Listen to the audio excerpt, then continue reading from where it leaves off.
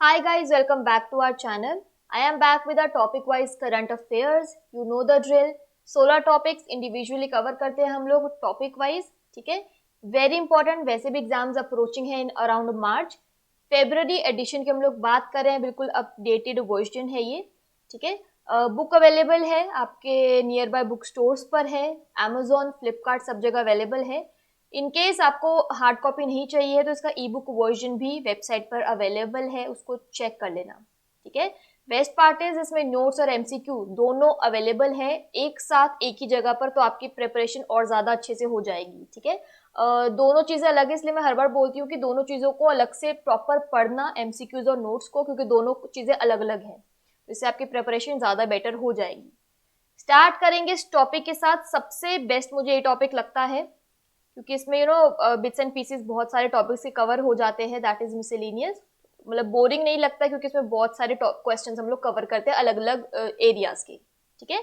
First question जो आपसे पूछा है दैट इज, निम्नलिखित में से कौन सा सोशल मीडिया पर सबसे अधिक फॉलो किया जाने वाला अंतरराष्ट्रीय खेल संघ है. यानी जो ऑप्शंस दिए हैं इनमें से most followed international sports federation कौन सा है ऑन सोशल मीडिया.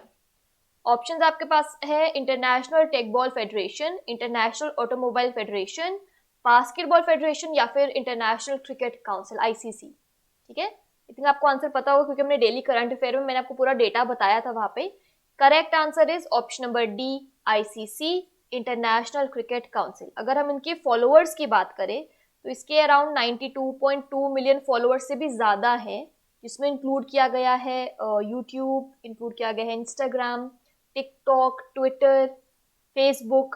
ठीक है. तो सारे एरियाज, सारे सारे सोशल मीडिया प्लेटफॉर्म्स को मिलाकर इनके इससे अब ज्यादा ही हो चुके होंगे ये फॉलोअर्स इनके आईसीसी के. ठीक है. तो most followed international sports federation है इंटरनेशनल क्रिकेट काउंसिल. नेक्स्ट देखो, किस इस्पात उद्योग को जिम्मेदार इस्पात प्रमाणन प्राप्त हुआ है. यानी कौन सी स्टील इंडस्ट्री को रिस्पॉन्सिबल स्टील सर्टिफिकेशन प्राप्त हुआ है. देखो, जब हम ऐसे सर्टिफिकेशंस की बात करते हैं ये बहुत इंपॉर्टेंट होता है बिकॉज वी नो कि स्टील की जब हम बात करते हैं मैन्युफैक्चरिंग में धुआं भी बहुत होता है, मटेरियल वेस्ट भी बहुत होते हैं. ठीक है. तो यहाँ पर इस तरीके का सर्टिफिकेशन मिलना बहुत ही एक अचीविंग चीज है पर्टिकुलर इंडस्ट्री के लिए. ऑप्शंस है Bhushan steel, Jindal steel, SAIL या फिर टाटा स्टील. करेक्ट आंसर है option number D, Tata steel. क्या मिला है इनको? Responsible steel certification. Clear. Next देखो. ओके. बेस्ट चीज इज कि मिसलेनियस में हमको डिक्शनरीज के वर्ड्स भी पता चलते हैं. दो मैंने यहाँ पे कवर किए हुए हैं, दो बुक में मेंशन है. यहाँ पे फिलहाल आपको बताना कि कैम्ब्रिज डिक्शनरी के लिए वर्ड ऑफ द ईयर 2022 उन्होंने कौन सा डिक्लेयर किया है. ऑप्शन है टेसिट, होमर, पर्माक्राइसिस या फिर बायो. ठीक है. ये आपके पास ऑप्शंस है. करेक्ट आंसर इज यहाँ पर होमर. ठीक है. ध्यान रखना, we are talking about Cambridge dictionary. Usually ऐसे डिक्शनरीज में वो वर्ड्स वही आपस में 4-5 जो होते हैं जो डिक्लेयर किए जाते हैं दूसरी डिक्शनरीज के द्वारा, उन्हीं को ही ऑप्शन में डाल देते तो कंफ्यूजिंग हो सकता है. तो कैम्ब्रिज का वर्ड है that is homer. Homer as such कोई वर्ड जो है इसका जो ज्यादा यूजेज वर्ड ऑफ ईयर कैसे डिक्लेयर किया जाता है, जिसको सर्च बहुत ज्यादा बार किया गया होता है. ठीक है. या बहुत बार देखा गया होता है. तो होमर को इसलिए देखा गया था क्योंकि एक गेम है वर्डल, आई गेस हम सबने उसको देखा ही है रिसेंटली. तो वर्डल गेम में ये एक यूज हुआ है वर्ड. ठीक है. उसमें उसका आंसर होमर था, तो लोगों ने वो सर्च करने के चक्कर में वो होमर बहुत बार जो है रेपिटेटिवली देखा गया है. दैट्स वाई कैम्ब्रिज डिक्शनरी में वर्ड ऑफ द ईयर बना है फॉर 2022. नेक्स्ट देखो, किस राज्य ने ऑलिव रिडले कछुओं की सामूहिक मृत्यु की सूचना दी. यानी कौन से स्टेट ने रिपोर्ट किया है ऑलिव रिडले टर्टल्स का एक मास मोर्टालिटी. वी ऑल नो एक ऑपरेशन ओलिविया चला था, वो इन्हीं के ही रख रखाव के लिए शुरू किया गया था ऑपरेशन. बेसिकली पॉइंट क्या है कि इन लोगों से मतलब है कि इन टर्टल्स का जो एक प्रोडक्टिविटी वाला जो टाइम आता है, या फिर हम लोग बोलते हैं कि उनके बेबीज डिलीवरी वाला जो टाइम होता है ये यही होता है. Ending of the year March फरवरी तक जो है इनका ये पीरियड चलता है. बट इस बार क्या हुआ है कि बहुत सारे जो है वॉश अशोर हो चुके हैं, मतलब वो वॉश ऑफ हो चुके हैं, बह गए हैं. जिसकी वजह से इससे क्या होगा कि अगर इस तरीके से मार्स मोर्टालिटी चलेगी या ये चलता रहा तो इनकी जो एक प्रजाति है वो एक्सटिंक्शन के उस पर पहुंच जाएगी, लेवल तक पहुंच जाएगी. फिलहाल जो ये रिपोर्ट किया है वो किया है आंध्र प्रदेश ने, ठीक है। इनका वो भी याद रखना, ऑपरेशन ओलिविया बहुत पहले का नहीं है, अभी रिसेंटली 2019, 20, 21 इसी साल में ही इस ऑपरेशन को चलाया गया है इनके रखरखाव के लिए कि कहीं ये पूरे एक्सटिंक्ट ना हो जाए, राइट। नेक्स्ट देखो, बाल यौन शोषण सामग्री के ऑनलाइन प्रसार का मुकाबला करने के लिए ऑपरेशन मेघ चक्र किसने शुरू किया, यानी आपको बताना है कि ऑपरेशन मेघ चक्र को किसने लॉन्च किया है ताकि जो child sexual abuse material online वो स्प्रेड होते हैं उसको बेसिकली उसको कॉम्बैट करने के लिए, ठीक है, उसका मुकाबला करने के लिए इस ऑपरेशन को चलाया गया है। किसने लॉन्च किया वो बताना है। सीआईडी, सीबीआई डिटेक्शन ब्रांच या फिर anti narcotic cell. We all know कि child sexual abuse material online आपको बहुत इजीली, अगर आप गूगल आउट करने लगोगे तो इजीली मिल जाते हैं, ठीक है। अभी ऑनलाइन किसी ना किसी तरीके से तो आ ही रहे होंगे, तो उसको किस तरीके से रोकना है, उसको कॉम्बैट कैसे करना, उसका मुकाबला कैसे करना है, तो उसके लिए जो ऑपरेशन है मेघ चक्र, इसको लॉन्च किया है ऑप्शन नंबर बी, सीबीआई ने। क्वेश्चन वाइस वर्सा तरीके से भी पूछा जा सकता है कि ऑपरेशन का नाम बताओ, इन दैट केस आंसर हो जाएगा ऑपरेशन मेघ चक्र। अगला देखो, ओके तो आपको बताना है कि इन ऑप्शंस में से किसने अनवील किया है ऑप्टिमस के लेटेस्ट प्रोटोटाइप को। Bernard Arnault, Elon Musk, Jeff Bezos या फिर बिल गेट्स, ठीक है। मतलब ऑप्टिमस के लेटेस्ट प्रोटोटाइप को अनवील किसने किया है।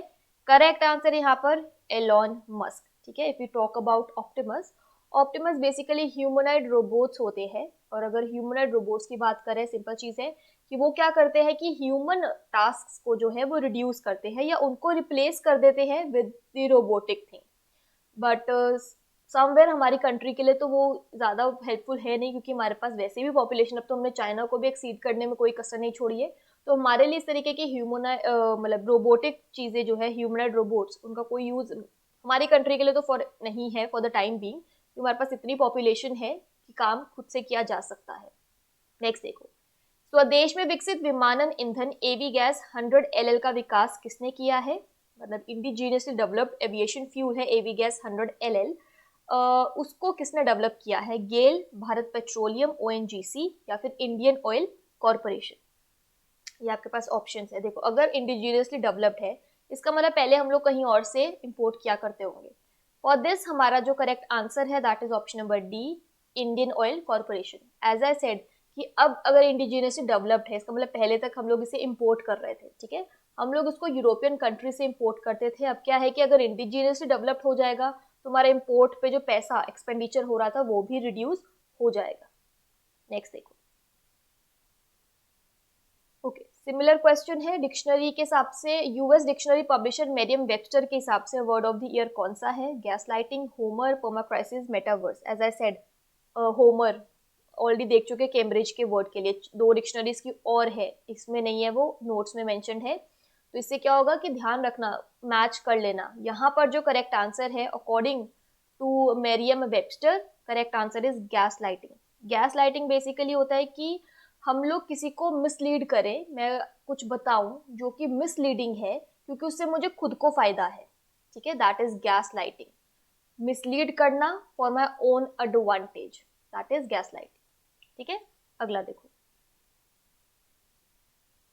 टाइम 100 उभरते नेताओं की सूची में शामिल होने वाले एकमात्र भारतीय कौन है, ठीक है। ओनली इंडियन जो कि फीचर हुए हैं टाइम 100 के इमर्जिंग लीडर्स लिस्ट में। आकाश अंबानी, रितेश अग्रवाल, कविता शुक्ला या फिर तृष्णीत अरोड़ा। आई डोंट थिंक इसमें कोई ज्यादा डाउट होगा, जब अंबानी है लिस्ट में तो हम लोग क्यों किसी और की तरफ देखेंगे। Correct answer is Akash Ambani. We all know कि इन्होंने 2022 में जियो के चेयरमैन के तौर पर जो है उनको अपॉइंट किया गया है। तो बेसिकली अब वो जो है जियो का काम देख रहे हैं आकाश अंबानी। इस वजह से जो है इनको इंडियन, ये ओनली इंडियन बने हैं जिसको टाइम 100 के इमर्जिंग लीडर्स की लिस्ट में शामिल किया गया है। नेक्स्ट है, किस केंद्रीय मंत्रालय ने सोशल मीडिया पर मशहूर हस्तियों, प्रभावित करने वालों और आभासी प्रभावित करने वालों के लिए एंडोर्समेंट नो हाउ गाइड जारी की है, ठीक है। बेसिकली यूनियन मिनिस्टर ने रिलीज की है endorsements know how guide for celebrities, influencers and virtual influencers on social media. तो कौन सी मिनिस्ट्री ने इसको रिलीज किया है ये बताना है। Ministry of home affairs, external affairs, consumer affairs, food and public distribution या फिर मिनिस्ट्री ऑफ डिफेंस। ये आपके पास ऑप्शंस हैं। करेक्ट आंसर है option number C, ministry of consumer affairs, food and public distribution. Now the point is, इस guide में कहा गया है, देखो बहुत आजकल क्या है कि यूट्यूब पे आपको फॉर एग्जांपल मेकअप की अगर हम बात करते हैं तो बहुत सारे आपको इन्फ्लुएंसर्स मिल जाएंगे जो प्रोडक्ट्स की एंडोर्समेंट करते हैं, विच इज़ नॉट बैड, इसमें कुछ गलत नहीं है, उनका काम है ये। लेकिन इट इज़ वेरी इंपॉर्टेंट कि सिर्फ एंडोर्समेंट के लिए या पैसा कमाने के लिए वो हर खराब प्रोडक्ट को भी अच्छा बताएं, विच इज़ नॉट राइट, ठीक है, वो एथिकल नहीं है।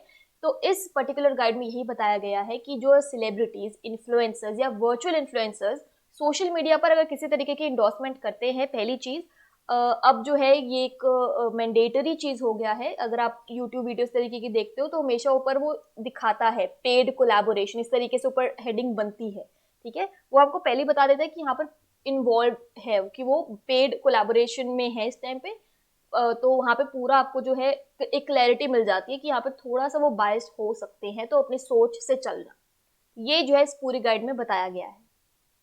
नेक्स्ट देखो, किस वैश्विक संगठन ने स्थायी समुद्री पर्यटन को बढ़ावा देने के लिए ग्रीन फिन्स हब नामक एक मंच शुरू किया है? ये आपको बताना कि कौन सी ग्लोबल ऑर्गेनाइजेशन ने एक प्लेटफॉर्म लॉन्च किया है जिसका नाम है ग्रीन फिन्स हब, जिससे मरीन टूरिज्म को बूस्ट मिलेगा, सस्टेनेबल मरीन टूरिज्म को बूस्ट मिलेगा।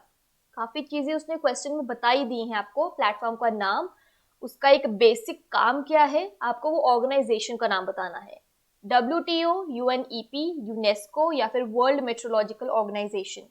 करेक्ट आंसर है यहाँ पर UNEP, that is United Nations environmental programme, UNEP। UNEP की बात करें, काम हम सबको पता है कि वो क्या करता है। इसकी स्टैब्लिशमेंट हुई थी 1972 में।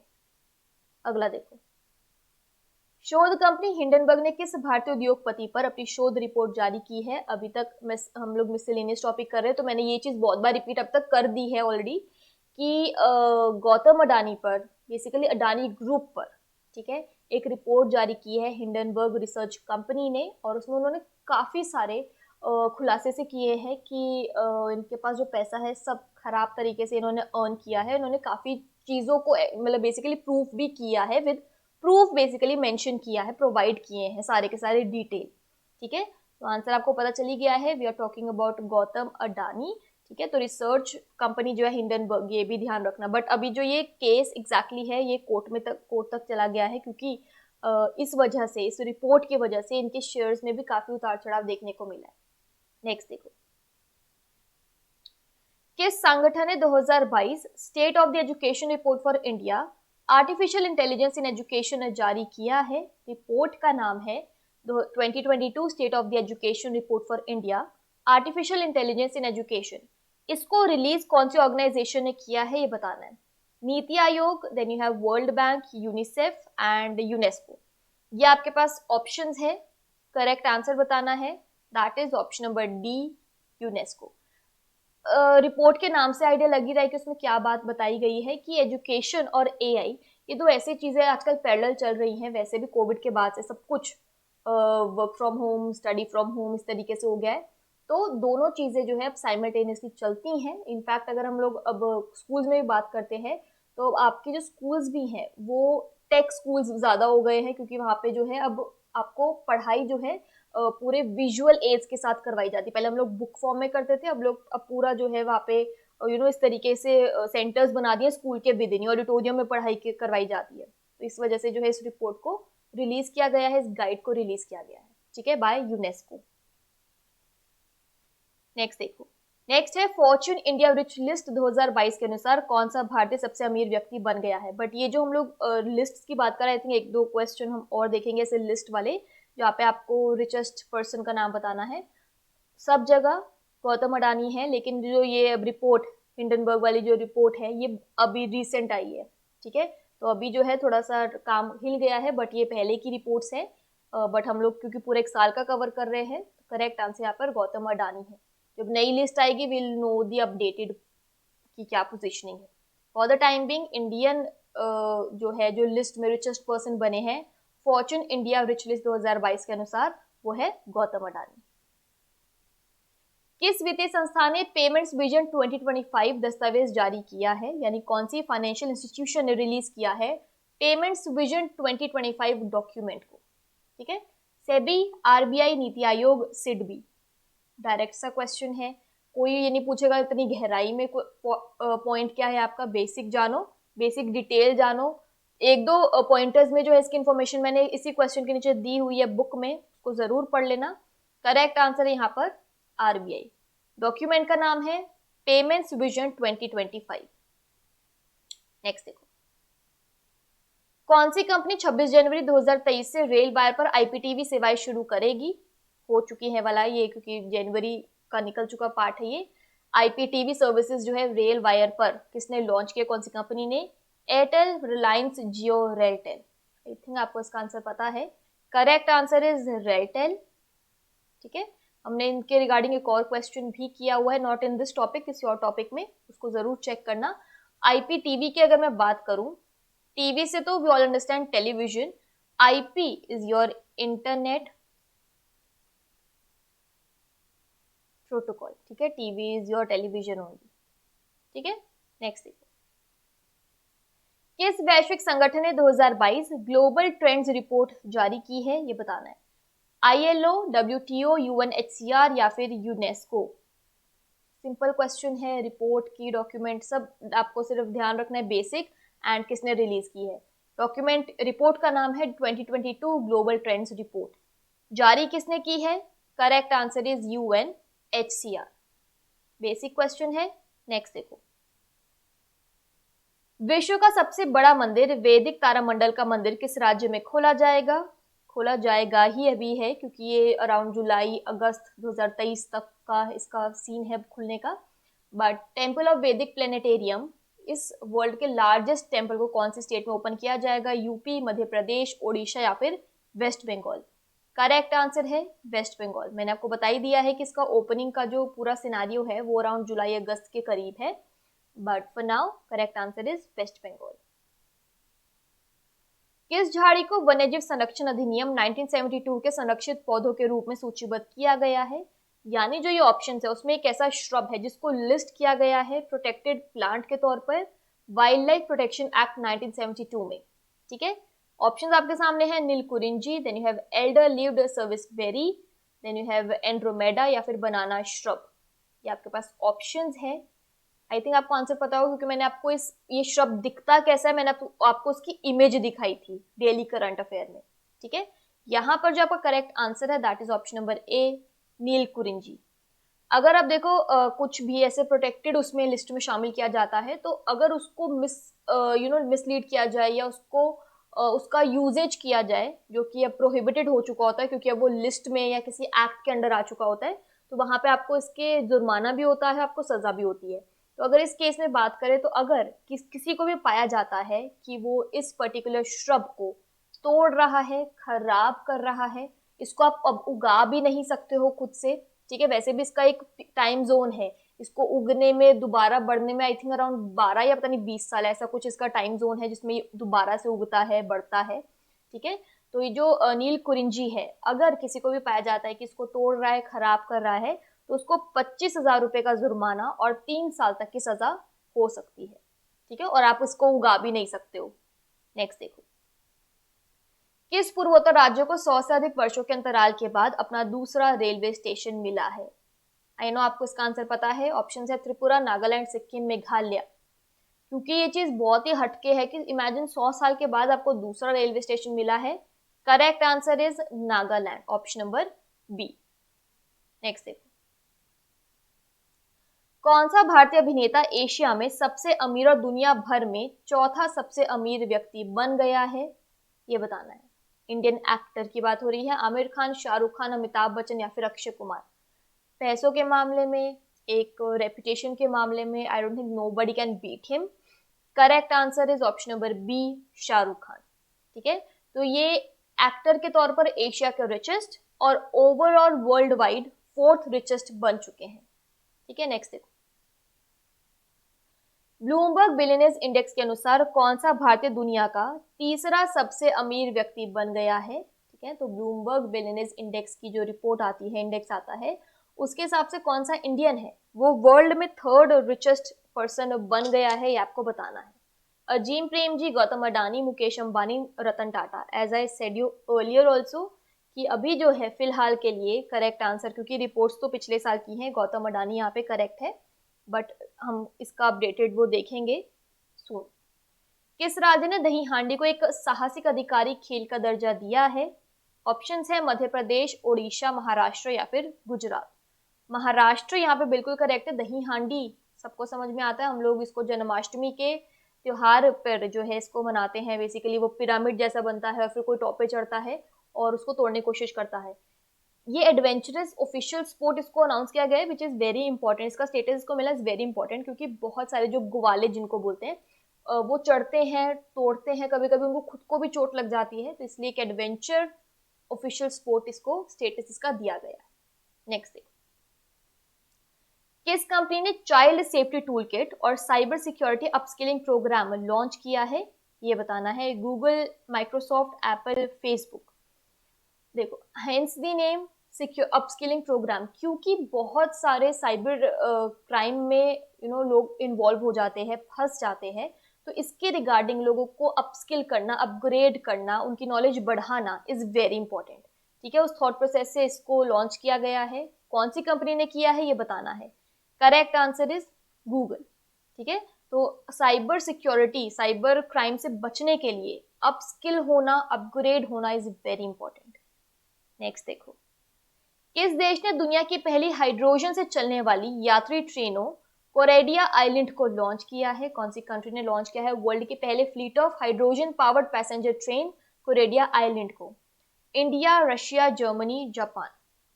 Correct answer is Germany. अगर इसकी रेंज की बात करें तो ये रेंज अपने आप को कर सकता है अप टू 1000 किलोमीटर्स। उसके अलावा इसकी जो मैक्सिमम स्पीड है that is 140 kilometres per hour. ठीक है, तो खूब इसकी तेज अच्छी खासी स्पीड है और ये वर्ल्ड का पहला fleet of hydrogen powered passenger train भी बन गया है।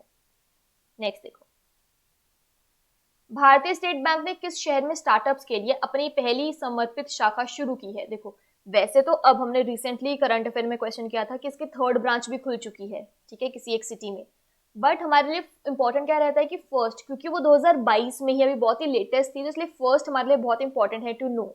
ठीक है, तो एसबीआई ने एक डेडिकेटेड ब्रांच खोली है स्टार्टअप्स के लिए। कौन सी सिटी में? ये पहली की बात हो रही है। हैदराबाद, कोलकाता, बेंगलुरु या फिर new Delhi. Correct answer is Bengaluru, but still क्योंकि अब हम थर्ड का भी क्वेश्चन कर चुके हैं हमारे डेली करंट अफेयर में, तो इसलिए आपके लिए वो भी इंपॉर्टेंट है। तो पहला जो ब्रांच था वो बेंगलुरु में खोला गया, सेकेंड ब्रांच खोला गया इन मुंबई, और थर्ड ब्रांच जो अभी बिल्कुल रिसेंटली खुला है वो खोला गया है इन गुरुग्राम।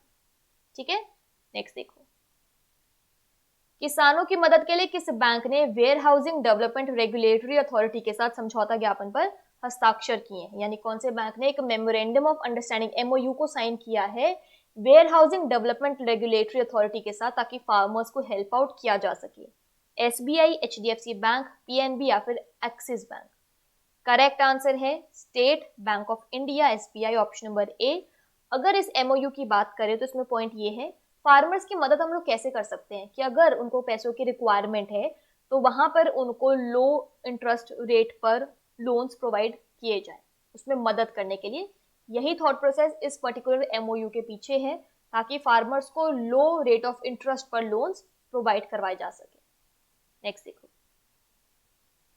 किस राज्य सरकार ने ग्रामीण आजीविका पार्क, ग्रामीण औद्योगिक park, basically rural industrial park स्थापित करने की घोषणा की है? तो कौन सी स्टेट गवर्नमेंट ने अनाउंस किया है कि वो ग्रामीण आजीविका पार्क्स यानी रूरल इंडस्ट्रियल पार्क्स को सेटअप करेगी? झारखंड, बिहार, छत्तीसगढ़ या फिर उत्तराखंड। ठीक है, correct answer is Chhattisgarh, option number सी।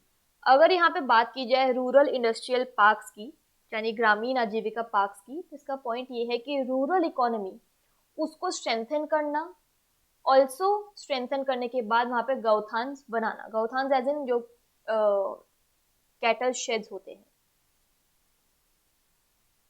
ठीक है, ये वहां पे बनाना, और ऑल्सो रूरल इकोनॉमी को स्ट्रेंथन करने के लिए। नेक्स्ट देखो, भारत का अपनी तरह का पहला पर्पल फेस्ट किस राज्य में शुरू हुआ? खत्म हो चुका है, ठीक है, तो कहाँ पे हुआ है ये बताना है।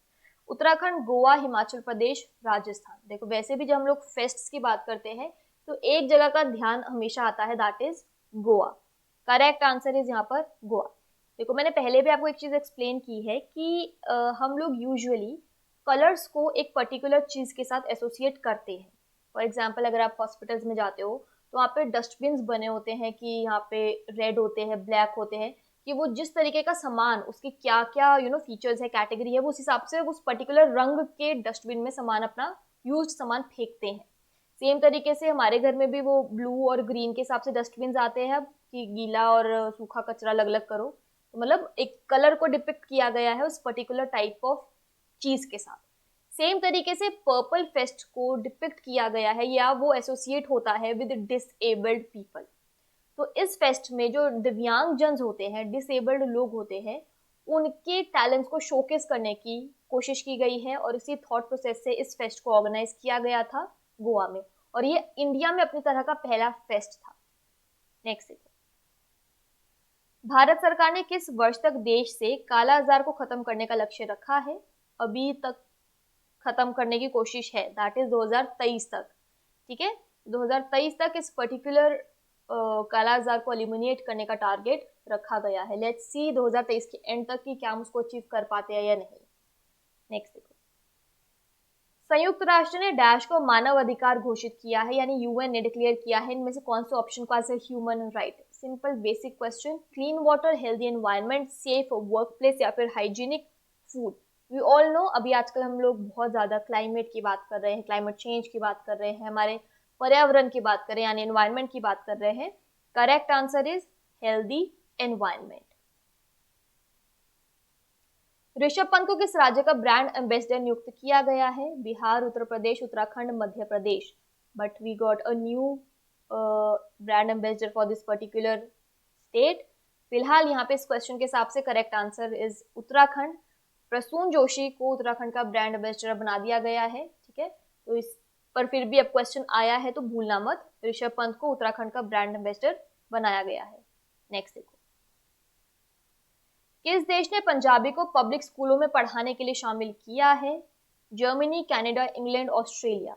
सिंस देखो अब क्या है कि बहुत सारे लोग अब अपने इंडियंस जो हैं जिनकी लैंग्वेज एक बेसिक तमिल, हिंदी या फिर फॉर एग्जांपल पंजाबी है ना, अब वो क्या है कि वो दूसरी स्टेट कंट्रीज में जा रहे हैं एंड एक्चुअली में वो एक कम्युनिटी, क्योंकि सारे एक जैसे जो लोग होते हैं वो एक जगह रहने लग जाते हैं, वहाँ पे अलग से कम्युनिटी बन जाती है।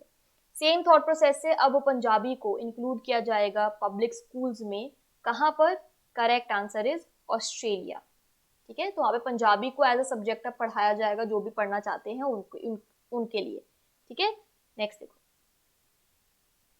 ब्लूमबर्ग बिलियनियर्स इंडेक्स के अनुसार एशिया की सबसे अमीर महिला कौन बन गई है? Roshni Nadar, Savitri Jindal, then you have Yang Huiyan या फिर फाल्गुनी नायर। ये आपके पास ऑप्शंस है। We are talking about Bloomberg की बिलियनियर्स इंडेक्स, लेकिन एशियाज की रिचेस्ट वुमेन की उसने बात की है। करेक्ट आंसर है यहाँ पर Savitri Jindal, option number B. किस संगठन ने भारत में बैंकों से संबंधित सांख्यिकी तालिकाएं 2021-22 नामक एक वेब प्रकाशन प्रकाशित किया है? यानी कौन सी ऑर्गेनाइजेशन ने पब्लिश किया है एक वेब पब्लिकेशन जिसका नाम है statistical tables relating to banks in India 2021-22? RBI, NITI Aayog, EPFO या फिर SBI? Correct answer is RBI. Simple question है, डायरेक्ट क्वेश्चन है, सिर्फ रिपोर्ट का नाम या पब्लिकेशन का नाम होता है एंड उसको रिलीज किसने किया है उसका नाम। आरबीआई यहाँ पे बिल्कुल करेक्ट है। भारतीय विश्वविद्यालय संघ के नए अध्यक्ष के रूप में किसे नियुक्त किया गया है? यानी एसोसिएशन ऑफ इंडियन यूनिवर्सिटीज के प्रेसिडेंट के तौर पर किसे अपॉइंट किया गया है ये बताना है। शांतिश्री धुलीपुड़ी पंडित, सुरंजन दास, योगेश सिंह या फिर शुक्ला महंती। ये आपके पास ऑप्शंस हैं।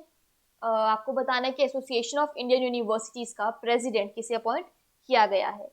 Correct answer is option number B, Suranjan Das. यहाँ पे if we talk about AIU, that is association of Indian universities, इसको एस्टैब्लिश किया गया था इन द ईयर 1925 और इसका हेड क्वार्टर जो है that is situated in new Delhi. ठीक है, नेक्स्ट देखो, दक्ष किस संस्था द्वारा संचालित भुगतान धोखाधड़ी रिपोर्टिंग मॉड्यूल है? यानी एक मॉड्यूल है जिसका नाम है दक्ष। बेसिकली एक पेमेंट फ्रॉड रिपोर्टिंग मॉड्यूल है जिसको मेन स्ट्रीम करता है, मेंटेन करता है कौन सा इंस्टीट्यूशन? सेबी, नीति आयोग, ईपीएफओ या फिर आरबीआई। उसने पूरा बता दिया है। दक्ष में बेसिकली पॉइंट क्या है कि अगर आपके साथ किसी तरीके का कोई पेमेंट फ्रॉड होता है, उसको रिपोर्ट करने के लिए आपके पास एक जगह है, उसका नाम है दक्ष। कौन इसको मेंटेन करता है? Correct answer is RBI. नाम ध्यान रखना, दक्ष। नेक्स्ट है 20वें तीर्थंकर मुनि सुव्रत नाथ की प्रतिमा किस राज्य में स्थापित की गई है? ठीक है, 20th तीर्थंकर हैं जिनका नाम है मुनि सुव्रत नाथ। उनकी स्टैचू को कौन से राज्य में बेसिकली सेटअप किया गया है, ये बताना है। केरला, कर्नाटका, तमिलनाडु या फिर आंध्र प्रदेश। आई थिंक आपको इसका आंसर पता है। Correct answer is Karnataka. अगर इसकी लंबाई की बात करें, स्टैचू की हाइट की बात करें, that is around 54 feet tall है वो, इसको ध्यान रखना। नेक्स्ट देखेंगे, भारत इंटरपोल के बाल यौन शोषण डेटाबेस में शामिल होने वाला डैश देश बन गया है। नंबर बताना है कि इंडिया जो है इंटरपोल की चाइल्ड सेक्सुअल एक्सप्लॉयटेशन डेटाबेस को उसने ज्वाइन किया है, और ज्वाइन करने के बाद वो कौन से नंबर का कंट्री बना है जिसने उसे ज्वाइन किया है? 82nd, 75th, 100th या फिर 68th? Correct answer is 68। ठीक है, तो इंडिया ने जो है इंटरपोल की चाइल्ड सेक्सुअल एक्सप्लॉयटेशन डेटाबेस को ज्वाइन किया है, और वो 68th कंट्री बन गया है जिसने इस डेटाबेस को ज्वाइन किया है। किस राजवंश को भारतीय ऐतिहासिक अनुसंधान परिषद की प्रदर्शनी में शामिल करने के लिए अस्वीकार कर दिया गया था? यानी इसमें से कौन सी डायनेस्टी है जिसको इंक्लूड नहीं किया गया था, बेसिकली इसको रिजेक्ट किया गया था इंक्लूड करने से एग्जीबिशन में? किसकी? Indian council of historical research की। Ahom dynasty, Yadav dynasty, Rathore dynasty या फिर Muslim dynasty? Correct answer is Muslim dynasty, option number D. अच्छा, अब ये करने का रीजन ये नहीं है कि मुस्लिम डायनेस्टी है इसलिए हमने इंक्लूड नहीं करना है, बट इस एग्जीबिशन को करने का जो एक उन्होंने टाइम जोन रखा था, उस टाइम जोन के हिसाब से उस टाइम पे मुस्लिम्स का ऐसा कोई रोल नहीं था, या उनका वो इतना ज्यादा अभी तक किसी को आइडिया नहीं था उनके एग्जिस्टेंस का। ये थॉट प्रोसेस उनको रिजेक्ट किया गया था, ना कि कोई ऐसा पक्षपात टाइप वाला, ऐसा कुछ नहीं था। But if we talk about कि एग्जीबिशन में कौन सी डायनेस्टीज को इंक्लूड किया गया था उस टाइम जोन के हिसाब से, दैट वाज अहोम, चोला, राठौर, यादव। ठीक है, इन सबको उसमें इंक्लूड किया गया था। नेक्स्ट देखो, भारत के पहले ड्रोन डैश जो मानव पेलोड ले जा सकता है का अनावरण किया गया है। तो ड्रोन का नाम बताना है जो कि ह्यूमन पेलोड को ले कैरी कर सकता है। क्रेजी। नाम बताना है Vaibhav, Varun, Vishesh, Vikas. I think answer पता है। Correct answer is option number B, Varun. ठीक है, तो इंडिया का पहला ड्रोन है जो कि कैरी कर सकता है ह्यूमन पेलोड को। ऑनलाइन गेमिंग से संबंधित मामलों के लिए किस केंद्र मंत्रालय को नोडल मंत्रालय के रूप में मंजूरी दी गई है? हमने अलग अलग टॉपिक्स में ये चीज कवर की है कि ऑनलाइन गेमिंग को अब एक सीरियस मैटर के तौर पर लिया जा रहा है। फिलहाल यहाँ पे जो करेक्ट आंसर है that is MIT, ministry of electronics and IT। तो इसको जो है एक नोडल मिनिस्ट्री के तौर पर अप्रूव किया गया है बाय यूनियन मिनिस्ट्री, जो कि कवर करेगी मैटर्स को जो कि रिलेटेड होंगे टू ऑनलाइन गेमिंग। जैसे मैंने आपको पहले भी बताया है कि ऑनलाइन गेमिंग को बहुत सीरियसली लिया जा रहा है। इनफैक्ट इसके लिए अब एक ऑर्डिनेंस भी पास किया गया है, प्लस अब इंडेक्सेस भी निकलने लग गए हैं कि कौन सी स्टेट जो है, यूपी वहां पे करेक्ट आंसर था, उत्तर प्रदेश, जो ऑनलाइन गेमिंग में टॉप पे है। ठीक है, मतलब अब ऑनलाइन गेम क्योंकि अब इसमें पैसा इन्वॉल्व होने लग गया तो ये एक मैटर ऑफ कंसर्न हो चुका है। नेक्स्ट देखो, सरकार ने बैंक बोर्ड ब्यूरो BBB को वित्तीय सेवा संस्थान ब्यूरो FSIB में बदलने का निर्णय लिया है। वित्तीय सेवा संस्थान ब्यूरो के प्रमुख कौन है? सिंपल क्वेश्चन है, सिर्फ आपको हेड का नाम बताना है। Bhanu Pratap Sharma, Deepak Singhal, then you have Shailendra Bhandari या फिर Animesh Chauhan.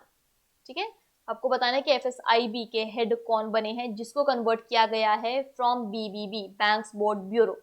Correct answer is option number A, Bhanu Pratap Sharma. Full forms ध्यान रखना BBB की भी एंड FSIB की, फाइनेंशियल सर्विसेज इंस्टीट्यूशंस ब्यूरो। राष्ट्रीय सहयोग नीति का मसौदा तैयार करने के लिए राष्ट्रीय स्तर की समिति के प्रमुख कौन बने हैं? यानी नेशनल कोऑपरेशन पॉलिसी की ड्राफ्टिंग के लिए नेशनल लेवल कमेटी के हेड कौन बने थे? धर्मेंद्र प्रधान, सुरेश प्रभु, पीयूष गोयल या फिर अश्विनी वैष्णव? ये आपके पास ऑप्शंस हैं। करेक्ट आंसर इज सुरेश प्रभु। ठीक है, तो ये जो है इस नेशनल लेवल कमेटी के हेड बने हैं जिन्होंने ड्राफ्टिंग की है नेशनल कोऑपरेशन पॉलिसी की। भारत में मंकी पॉक्स की स्थिति की निगरानी के लिए नवगठित टास्क फोर्स का प्रमुख कौन है? ठीक है, तो इस पर्टिकुलर क्योंकि वी ऑल अंडरस्टैंड कि उस टाइम पे मंकी पॉक्स का सिचुएशन जब इंडिया में आना शुरू हुआ था तो वो कंसर्निंग था क्योंकि हम लोग ऑलरेडी कोविड से जूझ रहे थे। तो उस टाइम पे एक टास्क फोर्स बनाई गई थी जो कि सिचुएशन को, मंकी पॉक्स सिचुएशन को इंडिया में मॉनिटर करने वाला था। तो इस टास्क फोर्स का हेड कौन बना था? राजेश भूषण, वीके पॉल, बलराम भार्गव या फिर लव अग्रवाल? ये ऑप्शंस हैं। Correct answer is doctor VK Paul. ठीक है, तो मंकी पॉक्स सिचुएशन को ये मॉनिटर करने के लिए इस टास्क फोर्स के ये हेड थे। पहले हिमालयी पक्षी सर्वेक्षण की जारी रिपोर्ट के अनुसार किस राज्य में हिमालयी पक्षियों की प्रजातियों की संख्या सबसे अधिक है? यानी पहले हिमालयन बर्ड सर्वे के अनुसार हिमालयन बर्ड्स की नंबर ऑफ स्पीशीज के हिसाब से हाईएस्ट नंबर कहाँ पे है? हिमाचल प्रदेश में, राजस्थान में, उत्तराखंड में या फिर वेस्ट बंगाल में? Correct answer is Uttarakhand. तो उत्तराखंड में जो है इसकी नंबर सबसे ज्यादा है एंड दैट इज 293। उसके बाद है वेस्ट बंगाल में 284। ठीक है, ये ध्यान रखेंगे। नेक्स्ट देखो। ओके, नेक्स्ट क्वेश्चन आपसे पूछा है कि ऑपरेशन सतर्क, इसके बारे में आपको बताना है कि ऑपरेशन सतर्क जो है कौन सी सिक्योरिटी फोर्स से रिलेटेड है? ऑपरेशन सतर्क ऑप्शंस है CRPF, BSF, railway protection force या फिर आईटीबीपी। ये आपके पास ऑप्शंस हैं। ऑपरेशन सतर्क इसका नाम है।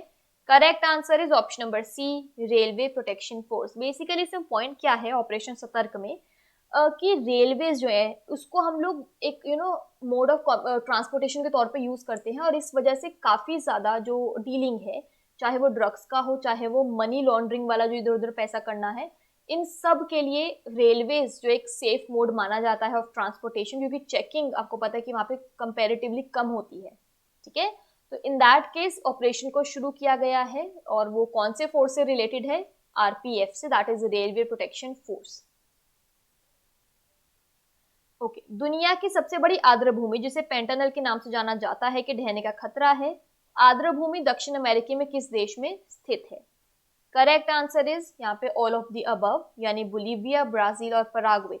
बेसिकली वो एरिया होता है ना जिसमें वो हर इस जगह में फॉल कर रहा है, इस तरीके से यहाँ पे ये आंसर है। ठीक है, मोस्टली लोकेटेड जो है इस पोर्शन में वो लोकेटेड है। अच्छा, उसके अलावा अगर मैं इंडिया लेवल पे बात करूँ, जोशीमठ हम सबको पता है सिचुएशन बहुत ही खराब है, लोगों को ऑलरेडी हटा दिया गया है क्योंकि उसमें जो गैप्स पड़ रहे हैं वो बहुत ही ज्यादा बड़े हैं। जिससे एक चीज कंफर्म है कि बहुत ही जल्दी उसका वो पूरी की पूरी खत्म हो जाएगी। और पूरा का पूरा प्रॉब्लम इज कि उसका जो एरिया था, लैंड था, वो उस हिसाब से है ही नहीं है कि उस पर होटल्स और पूरी की पूरी बिल्डिंग्स बना दी जाए, जिसकी वजह से अब नाउ इट्स टाइम कि वो एक्सटेंड। और ये पहली बार नहीं है कि वो इस तरीके से सिचुएशन वो अपनी दिखा रहा है, वो टाइम टू टाइम अपना वो इस तरीके का लेवल दिखाने लग जाता था कि मैं अब गिर जाऊंगा, इस तरीके से घरों में दरारें आती थी। बट अब situation is like out of hands और अब वहां से लोगों को भी हटा लिया गया है। नेक्स्ट क्वेश्चन है, 8000 मीटर से ऊपर की 5 चोटियों को फतह करने वाली पहली भारतीय महिला कौन बनी है? यानी कौन सी इंडियन वुमेन बनी है पहली जिन्होंने क्लाइम किया है 5 पीक्स को जिसकी height is above 8000 meter? Arunima Sinha, Shivangi Pathak, Priyanka Mohite या फिर मालवत पूर्णा? ये आपके पास ऑप्शन है। आई थिंक आपको इसका आंसर पता होगा। Correct answer is Priyanka Mohite.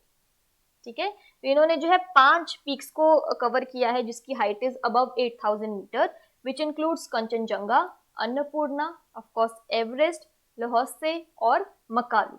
ठीक है, इन सबकी हाइट 8000 से ऊपर ही है और इन्होंने इस 5 को फतेह किया है। नेक्स्ट देखो, किस अंतरराष्ट्रीय संगठन ने the state of the world forest report जारी की है? The state of the world forest report कौन सी इंटरनेशनल ऑर्गेनाइजेशन ने रिलीज की है? ऑप्शंस है world economic forum, FAO, world wide fund for nature या फिर यूनेस्को। सिंपल क्वेश्चन, डायरेक्ट है, आपको रिपोर्ट का नाम दिया है, रिलीज किसने की है वो बतानी है। Correct answer is FAO, food and agricultural organisation, the state of the world forest report का नाम है। अगला देखो, सरकार ने 13,554.42 करोड़ रुपए के कुल परिव्यय के साथ वित्तीय वर्ष डैश तक प्रधानमंत्री रोजगार सृजन कार्यक्रम के विस्तार को मंजूरी दी है। यानी एक आउटले आपको बता दिया है, ये अमाउंट रखा है। आपको बताना है कि गवर्नमेंट ने इस prime minister employment generation programme को का एक्सटेंशन जो है कौन से साल तक के लिए दिया है, 26-27, 24-25, 23-24 या फिर 25-26। आपको आइडिया होगा कि मैक्सिमम जो है वो कुछ अराउंड 25 तक वाली ही रखी हैं। Correct answer is 2025-26। ठीक है, तो इसे पर्टिकुलर प्रोग्राम को एक्सटेंशन मिला है टिल 2025-26। अगला देखो। ओके, ईएसजी से संबंधित मामलों पर सेबी की नवगठित सलाहकार समिति के प्रमुख कौन है? ESG is environment, social and governance. तो बेसिकली इस टॉपिक से रिलेटेड मैटर्स में सिक्योरिटी मार्केट में सेबी की द्वारा बनाई गई कॉन्स्टिट्यूटेड एडवाइजरी कमेटी के हेड कौन बने हैं ये बताना है। Amit Tandon, then you have Rama Patel, R Mukundan, Navneet Munot. ये आपके पास ऑप्शंस हैं। करेक्ट आंसर है यहाँ पर नवनीत मुनोत। ठीक है, अगला देखो। बैंक और एनबीएफसी में ग्राहक सेवा की गुणवत्ता का मूल्यांकन करने के लिए आरबीआई द्वारा गठित समिति के प्रमुख कौन बने हैं?